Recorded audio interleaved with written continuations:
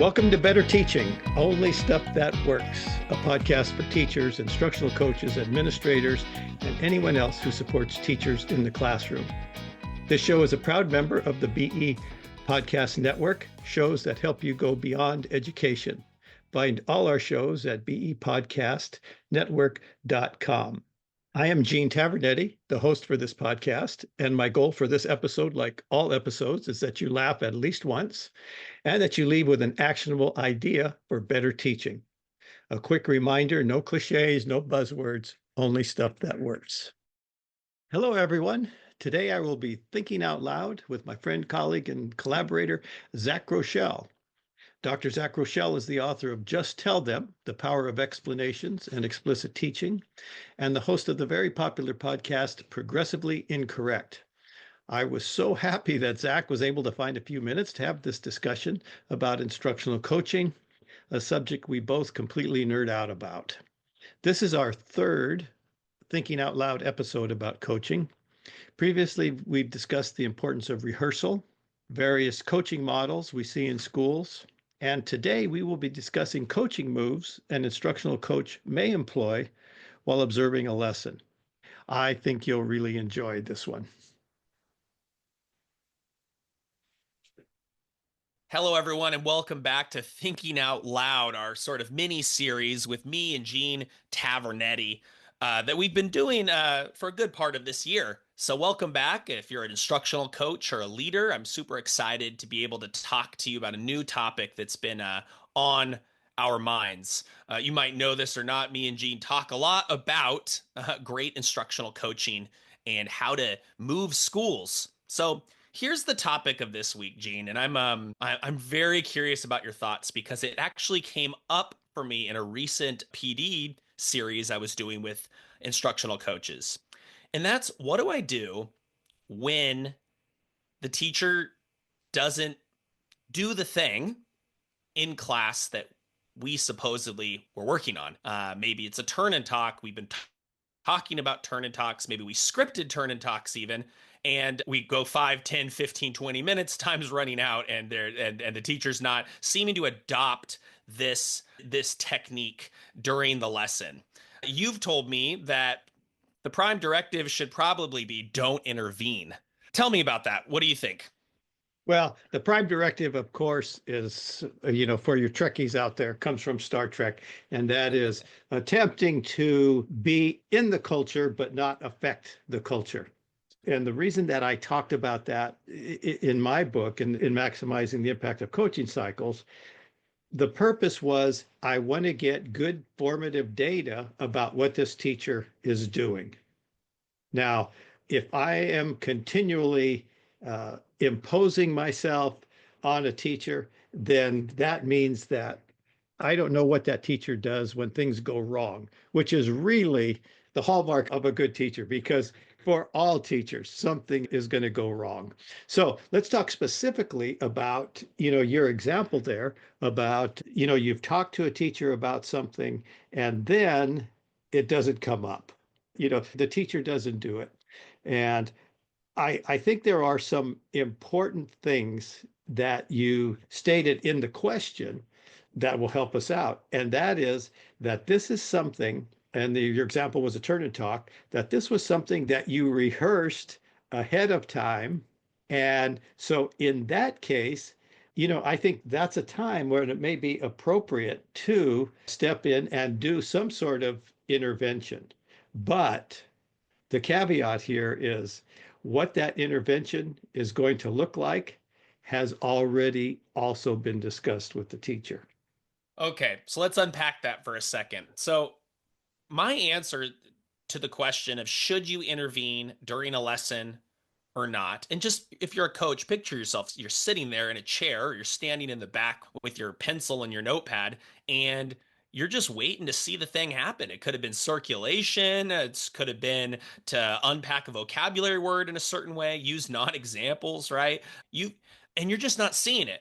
For me, the answer to whether to step in or not, it has more to do with how you set that up with the teacher than anything else. So, first of all, like you said, Gene, you would actually have talked about that thing. If you intervene, you step in on something that's just random when it comes to teaching. Hey, can I show you this? Right now, you're kind of being a show off. Now you're kind of taking away the classroom, the power from the teacher. The perhaps you could say you're taking away their agency. Right, you're stepping in.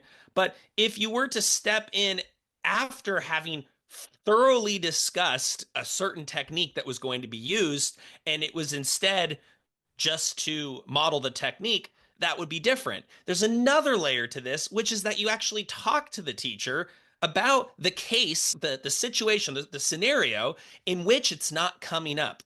And you're going to say to the teacher, I'm sitting right there knee to knee. So before we go, right, I'm coming back on this time. At the beginning of your lesson, we're going to see this technique because we scripted it out. We're going to see it, bam, 4 or 5 times in these different intervals like we planned.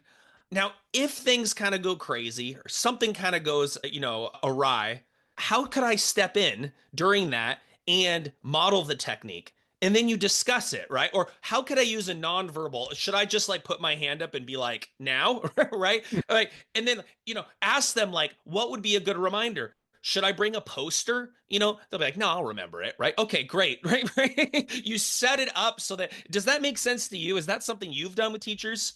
Well, part of the discussion ahead of time is not only what they're going to be doing, but if that circumstance arises in which you're discussing, we have already determined what the signal is going to be. Let's take another step back.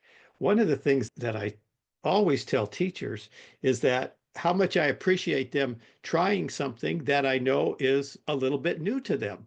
And so, given that it's a little bit new to them, I tell them this is guided practice. We're just practicing. And the other thing about practicing, we're practicing in front of a group of kids, you know, and if we're going to have a discussion about it, we'll have a discussion. So, I'm getting a little bit ahead of myself. So, what might I do? I tell teachers if I see something that I think would be helpful that you might not see because I'm in there, you're going to be a little bit nervous, things are happening. I'll raise my hand, like you said, and I'll ask you a cueing question. I won't tell you what to do, but I might raise my hand and the cueing question might be something like, do you think the kids know enough about this to be able to have a quick discussion about it? And then what are we cueing? In their minds, oh, they're going to say, oh man, I forgot to do the turn and talk. Okay, so I do that without telling them, and that has been very effective. Although I did have, one teacher tell me once, nope, they're not ready, they can't do it. And so the cueing didn't help. But the big point, as to reinforce what you were saying, we discussed how that would happen, what it would look like. And when I raise my hand, it's not something is wrong. There's not something wrong. It's just a cue to do something that we had talked about. I think I agree with your sort of prime directive in the sense that the toggle should be set as a default to off. Like that coaches, I think, especially thinking about like how I train coaches, I would be very worried with inexperienced coaches just going in there and just bulldozing lessons, right? Just and thinking of themselves as always being co-teachers, right? Seeing coaching as mostly being live coaching. I have a problem with that. I think, like we said before, like it could come off as rude. It could come off to the students as right. This teacher is a beginning teacher, doesn't have much experience, right? This is the real teacher here. This is Zach, who's the real teacher, and and also it just can make it so the coach, I think, the teacher kind of gives up on this, right? Man, I don't really want to work with this person. And we always say in this show, it's very important that they want you to keep coming back. However, are there other opportunities to slide in besides a nonverbal that you've seen worked? Maybe certain caveats you've seen to that general rule that the sliding in, bulldozing, and intervening is not probably the best first solution. I talked about, and you brought up whether it's a signal or a sign or some way to remind the teacher of something that they might do.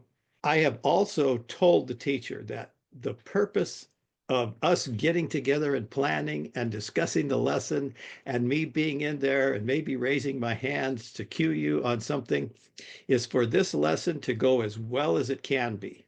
I tell them, this is not, for me to watch and at the end say, that it's a gotcha. You know what, if you'd have done this, if you'd have done that.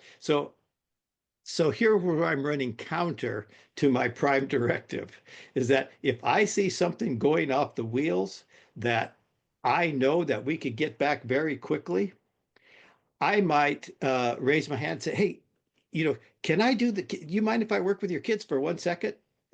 And then I will model that piece that they're not quite getting. And because we talked about it, because that was part of the training, it's usually like a minute. I mean, it's a very short period of time. The teacher remembers what we talked about. They go, and I've done that before, and the teacher has literally pushed me out from the front of the class because, okay, I get it, I get it, I get it. So again, it's minimal. What's the minimal amount of intervention that we can do to get the teacher back on track? I love it. Thinking about that pre-meeting again, because it's so important, right? Before that intervention even takes place. If you have big, vague, nebulous goals, right, for the teacher, and you've talked about like the importance of participation, for example, yeah, we got to get that participation up. And then you come into the class and you're not seeing an increase in student participation as by way of teacher prompts, I don't know, turn and talks, mini whiteboards, choral response, and so on. You're gonna you're gonna feel like, man, why don't they use choral response right now? Right, why don't they use turn and talk? But the problem was that you didn't even coach for one of those more granular things. So again, going back to the idea of getting really granular, which has been kind of a theme of our talks, if you were specifically scripting out certain turn and talks or certain mini whiteboard interactions and you practice and rehearse those in the meeting, then when you come in and the teacher can't seem to, unleash that technique, we all have a shared understanding of what that technique looked like. You have a cue that's in place. You can cue them with, like you said, Miss Smith, how can I help pass out those mini whiteboards? This appears to be a great time, right? And then if at that point, really, there's just a lot of resisting and just like the teacher just always seems to do this, I'm starting to think this isn't really a coaching problem anymore, right? I feel like this person is constantly breaking these social contracts with me, and I'm not thinking it's a lack of the method. It's more of two adults maybe not being able to see eye to eye on the purpose of all of this. What are your thoughts on that? Well, again, it goes back to the pre-meetings. And if you're going to be doing turn and talks, if you're going to be doing choral response, you have trained them, you have rehearsed it, you have done all of that. And the purpose of the pre-meetings, one of the purposes, and one of the first times that I work with teachers after a training, I want to be one-on-one with them because I want that conversation to be as real as possible. I don't want them to hold back. Not only do I not want them to hold back, I send them an invitation to say, you know what? If during the training I didn't see the positive body posture, the body language, that they're not really with me, the first time we meet, I'm going to ask them. And I might say, are you buying this? We're talking about these things. Is there an issue with them? And find out, what the issue is. It may be that they don't like to do a particular method. Okay, then, you don't like mini whiteboards. Okay, is there another way that you can quickly determine with your class of 30 who's not getting it? And then we have a discussion because I tell you, I'm open. If you could tell me another way to get data from 30 kids that quickly, I'm open and I'll share it with other folks. Now I'm being a little snarky here, but I need to find out what the real issues are because I want them to try something. Because if they're not listening to me, the only thing that's going to change their mind is the results they get in the classroom. And if they're not getting the results that they could be getting, Now we have something to talk about, but it's not about me anymore. It's about the results that they were getting.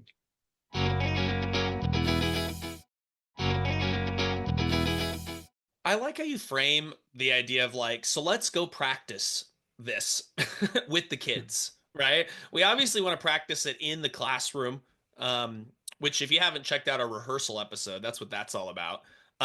Rehearsal in terms of practicing it in advance of the live performance, just like if you would do if you were, if you were in a band, right? Let's rehearse. You practice it, and then we're gonna go do it live. But I like how, like, let's go practice this because it's never ending, right? Well, let's see how it works out in the classroom. Let's come back and tweak it. Is it that, what issues did you have with that particular technique and how it interacted with your teaching style, with how, with the kids? Is this a problem that we need to explain the rationale of this technique better to the kids? All right, let's do that next time. Same thing, but let's start by explaining why we're doing it to the kids. Maybe that's why, right? But framing all of this as part of a cycle of modeling, practice, and feedback. Great adult learning is in that cycle and has all of those mechanisms and ingredients. Anything else you want to say about this? I'm just thinking about moments in which I didn't follow any of this advice and it actually worked out, right? So Well, Tom, let's hear it. Let's because here's another thing, Zach, is that it's very clear that there are going to be teachers who just don't like you, and maybe they would work better with another coach. I know when we have trained coaches in larger districts, we might have three of our consultants doing training, and we would make sure that their coaches cycled through all three of us. We were all doing the same thing. We all had the same goals. We all had many of the same strategies, but our personalities were very different. And so I think that's another thing to keep in mind. I mean, who wouldn't like us, Zach? But I'll be darned, there are people who don't like us, and we need to give them another opportunity. But before I forget, I wanted to say one other thing. I mentioned earlier about thanking teachers for trying things that they hadn't done before. And one of the things that will happen the first time they try something is what some of our folks might call lethal mutations. And you know what? If you're trying it for the first time, man, God bless you. There's not going to be a lethal mutation. There is now going to be formative data. You know what? And this happens a lot when first time a teacher does retrieval practice. It's like it just was clunky. It really didn't fit the criteria to make it work. But doggone it, they did it. And we need to celebrate that. And that's why, like you talked about earlier, it's a continuing process. The coaching, just like PD, it's not one and done. We need to go back in there and work on stuff. you're gonna get me on a rant about people overemphasizing lethal mutations. It is so easy to critique and knock down something that's imperfect. It's so much harder to actually get someone to do something new, and that's what I'm focused on, right? It's way Yeah. harder to get someone, everyone's a critic. You see this on Twitter where you look on their feed and you don't see a single original thought, and yet they're in everybody's comments doing some snarky reply, right? It's just easier. Sometimes it's important to not overload the coachee with lots and lots of information. Sometimes it's important just to get them to try cold calling out. When they go in that classroom and you've scripted it, and guess what? Instead of saying, "Can someone give me the definition of appease?" and looks around, Andy, they go, "Andy, give me the definition of appease," right? And you watch it, and there's rapid fire cold calling. But the problem is, and I can recognize it off the bat, is that they didn't ask the question first and pause so that everyone would consider the question. Well, great. After that lesson, what are we talking about? We're celebrating that this teacher is using cold call at a very brisk pace. Look at that briskness of the pace. Look at did you notice how all the students didn't fight you on it? All the things you were worried about, the students actually responded well to it. let's do it again tomorrow. But this time, let's do name second, right? I mean, for me, this idea that lethal mutations are so important. No, we're adding and we're building and we're tweaking, and it's important. Not every teacher is going to get it perfect on the first go. And a big reason they don't get it perfectly on the first go is that they just developed habits. And many times when I'm working with teachers to get them to do checking for understanding, I will say, you know what? You ask great questions. You ask great questions at the right time. They're important questions. Which of your students need to know this? And then they laugh and they say, well, all of them. Okay, so let's think of some strategies that we could use. And let's take a look at your habit, because one of the things that I used to uh, do and to tell teachers, I said, you know what, like teachers who do thumbs up when it's a 50-50 response. Okay. Well, that doesn't give me any data. So, but they learned thumbs up. They did it. They love to do it. And I would tell them, short of cutting off your thumb, I don't think you're going to stop doing this because that's a habit that you have. But that doesn't mean you can't follow up. All it is a reminder is that's not enough. Or if a teacher did what you said about, call the names first, you know what? Another thing I tell, put a rubber band on your wrist, like the psychologist would tell you, and if you said somebody's name first, just tap it, okay, and then say, wait a second, not just Zach. I want everybody to think about this. In fact, I told one teacher that recently, and they said, I'm going to put a rubber band on. It was a metaphor, it was a metaphor, but it's a habit. And so they wanted to do it. And so, yeah, lethal mutations. Hey, we've got really good teachers who have some habits to break. Yeah, we've got to work with them, and we've got to, just incrementally change and add. This is another reason why leaving a target or a step, as we call it in Step Lab, an action step, leaving it too early, I find that's not a great idea. We started by talking about what if the teacher doesn't adopt the step when you go and watch them teach their class? They're not doing it, right? Well, you're going to follow up with them and you're not going to leave it. You're not going to pick something new, right? Okay, second time around, they do it. Awesome. It's not perfect. Let's talk about it again. And there are obviously limits to how long you should stay on something before it becomes drudgery, before the teacher goes, I don't want to see this guy anymore. Talk coming to me. If I hear cold calling one more time, I'm going to scream. But for the most part, making sure that observation and feedback loop, you stay in the realm of a single kind of step or goal, I think is very important. Repetition for the ability to tweak the technique, for the ability for them to see that technique in different types of scenarios, in different parts of their curriculum. I think it's important to not leave it behind super quickly. I do too. But that's not the best. The other thing and I believe that if you have the conversation with the teacher about what you had set as a goal and how they may have fallen short, they can practice it on their own, and then we don't need this big, long observation. And you could just ask them, how's that going? How's that going? You want me to drop in? Can I just drop in for a couple of minutes to see this? So that it's not, so you don't have to review all the prerequisites, all the conversation things that you talked about with respect to, I'm going to raise my hand. All the ways that you might intervene. They already know that. And now it's just a check. They've practiced it as an adult, as a professional. It should be better, or they have a question. And now we could go watch it. And I think the other thing that I don't want to say I would disagree, but I think that we don't need to get everything perfect before we move on. It's kind of like direct, you're doing direct instruction. How much of the lesson is new? Just a small piece where there's a quick review. We're going to talk about it. How's that going? How's that turn to talk going? How is whatever strategy that we worked on with them before. Okay, great. Let's take it one step further this time.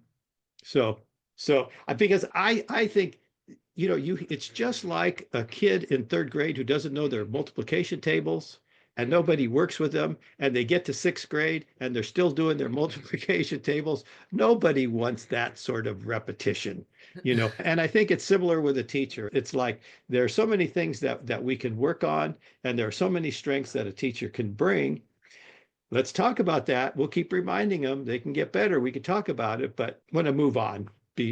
I just don't think you have to be perfect, I guess what I'm trying to No, say. absolutely not. And like the idea of getting 100% mastery, but you're going to be held back would be weird. I like that 90-10 framework in terms of new versus old. And what that would compel you to do is you take something like cold calling or turn and talk, whatever it is, it would mean what are all the variations of that technique? Like when it comes to cold calling, is there an opportunity to you pair that with think pair share, right? The share part of it's the cold call. Or would it be important to teach the students the rationale behind cold calling? Or what about strategically sampling, where you have three kids who often don't or know the answer? You got three kids who always do. So let's start with the kids who don't know it. Okay, let's go back to the kids that do. Let's give them an opportunity to revoice what someone else did, and so on. It might even take just putting cold calling or something like that into Chat GPT and saying, what are 15 different goals or steps that are floating around the realm of cold calling? And now you can just add a little bit at a time to that technique. And eventually, like you said, it's just, we need to move on, right? We need to talk about Yeah, something else, right? yeah. Yeah. Well, and I think the way that you describe that is that it's a little bit at a time. It's kind of the same way that I think is the most optimal way to present it in a PD over time. I mean, we could do all day on checking for understanding, but you know what? A little chunk, practice it, a little chunk, practice it, and then come back and we add to the repertoire so that if we're going to do a PD, let's not do an hour PD on check for understanding. Let's do 10 minutes. Let's do 15 minutes. Let's practice a little bit, pair up with somebody. How do you do it? I mean, they're talking to a colleague. The way PD should exactly parallel good explicit instruction. Chunk it, Yeah. practice it, get feedback. Well, I think we agree. I think we agree there. I really do appreciate these talks, and I just think of, all the coaches out there that hopefully are listening. I want them to spread this around, and I want them to keep on following us and contacting us and having a conversation about this, because this was such a big question I always get. Do I go in there? Do I intervene? Do I insert myself? How? When? And I think we kind of agreed on one basic central principle, which is that pre-meeting and the and how you plan for the adoption of that step within the context of a messy classroom, including verbal cues, including preparation for how could I step in, and including the follow-up meeting. Planning all of those things really does make it so that it becomes less necessary to take over a lesson, right? Which you should probably never do. Gene, any last words before we sign out here? Well, we talked about coaching, instructional coaching, which instructional coaches, of course, might find interesting, as well as administrators, but I think teachers as well. If they listen to this and they say, you know what, I wish my coach, when they're observing, would do it this way. So it's an opportunity for teachers, if they're not quite happy with the way their coach is providing feedback during a lesson or at any time, bring it up to them and say, what about we do it this way? How about you just give me a signal? Instead of coming up and taking over my class. And I guess my point is there's something in here. Our podcasts are for everyone who's teaching, everyone who supports a teacher.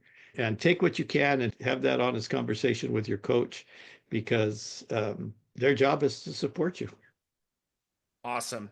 Okay, well, everybody, make sure you check out Maximizing Coaching Cycles, Gene's book. It's awesome. It's all a lot of this is in there, as well as Teach Fast, of course, for just effective, explicit instruction. Listeners, take care.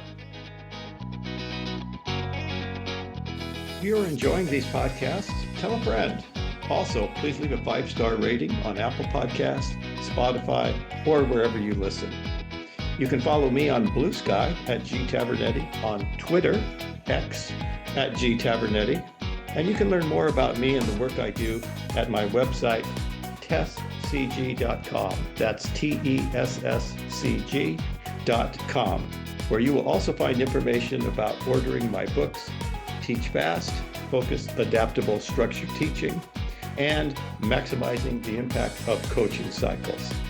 Talk to you soon.